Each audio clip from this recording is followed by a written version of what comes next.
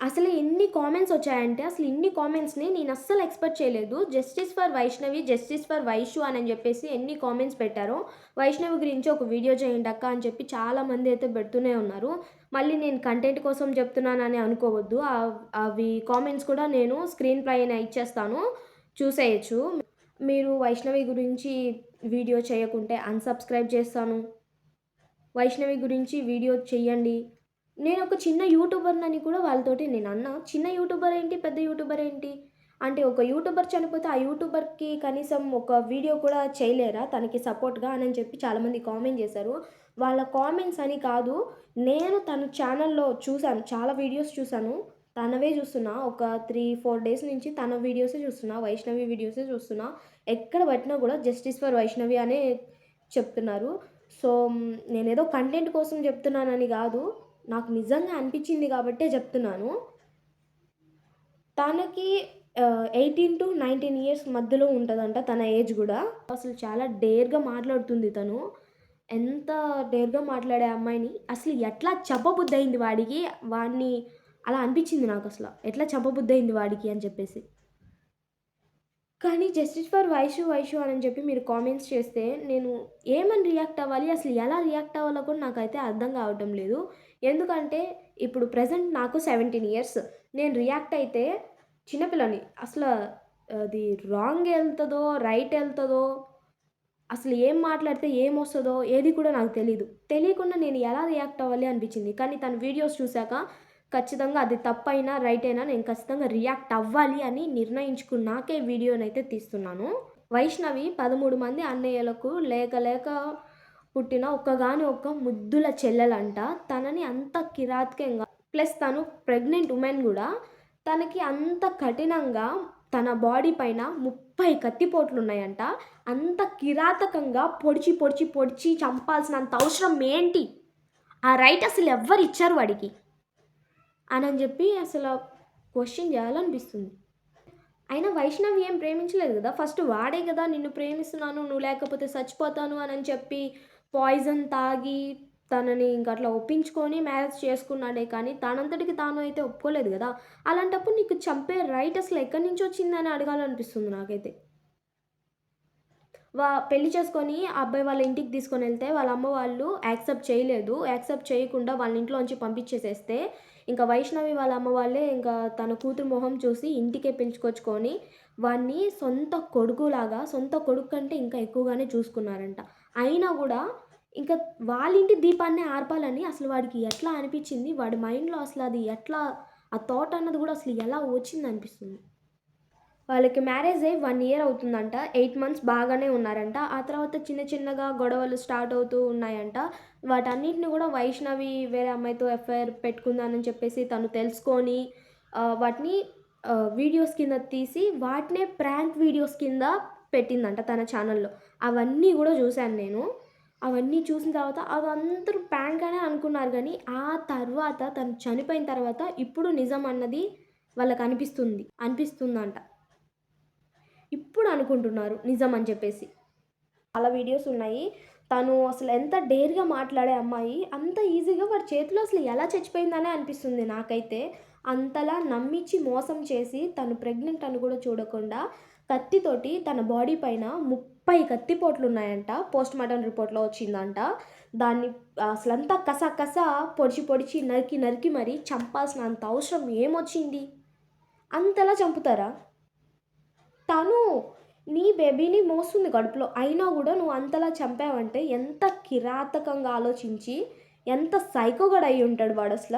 అట్లా చంపాడంటే. నీ అంతటికి నువ్వే ఫస్ట్ తనని లవ్ చేశాను, ప్రేమించాను అనని చెప్పేసి తన వెంట పడి, తన చుట్టూ తిరిగి నువ్వు ఒప్పుకోపోతే చచ్చిపోతాను అని పాయిజన్ గూడా తాగావు.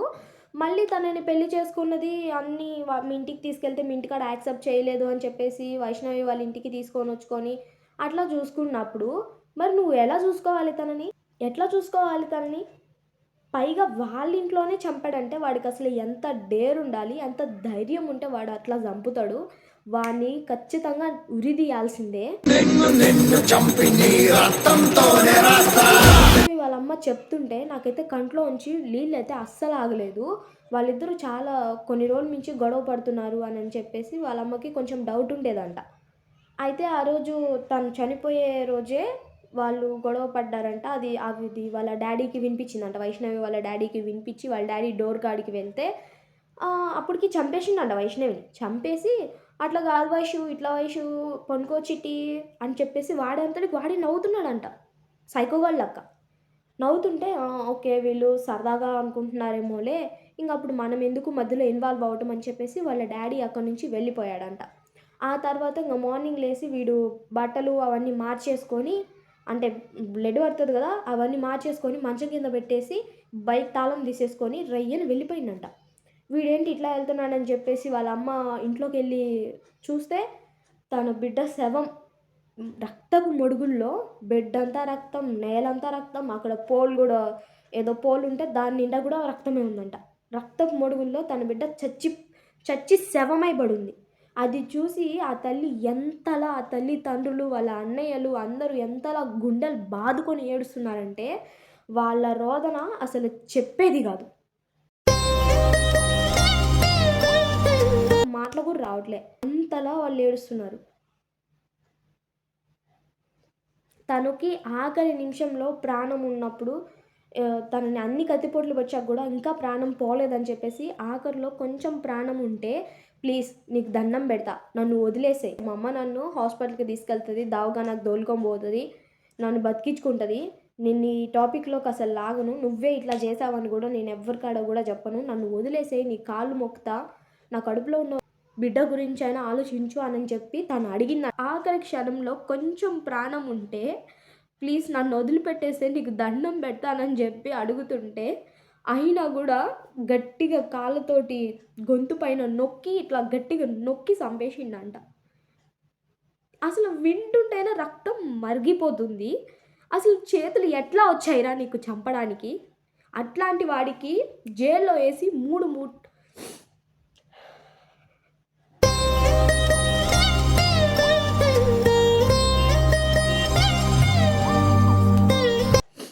అట్లాంటి వాడికి జైల్‌లో ఏసి 3 పూట్ల తిండి పెట్టి దున్నపోతులాగా మేపుతున్నారు. వాడిని ఆ రోజే వైష్ణవి సమాధి పక్కనే షూట్ చేసి పూడ్చిపెట్టుంటే, రెండొకసారి ఇట్లాంటి పని చెయ్యాలంటే ఎవ్వడైనా భయపడతాడు.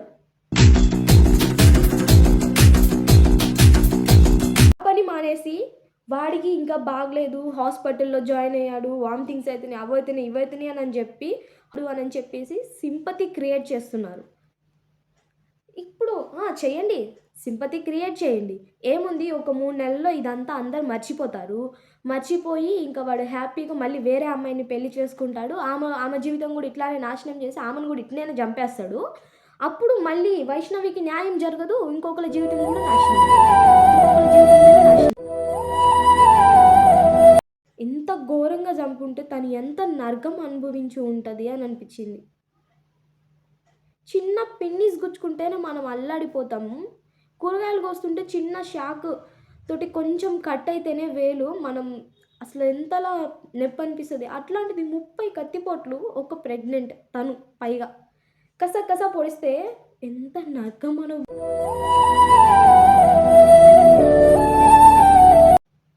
ఒక్క షేర్ చేయండి.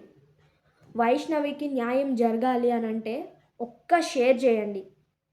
లైక్ కొట్టండి, సబ్స్క్రైబ్ కొట్టండి, ఫాలో కొట్టండి అని అడగట్లేదు. ఒక్క షేర్ చేసి ఈ వీడియోని మరొక 10 మందికి తెలిసేలాగా చేయండి. అప్పుడే వైష్ణవికి న్యాయం జరుగుతుంది. Justice for Vaishnavi. జై హింద్. ఏదైనా తప్పు మాట్లాడుంటే క్షమించండి.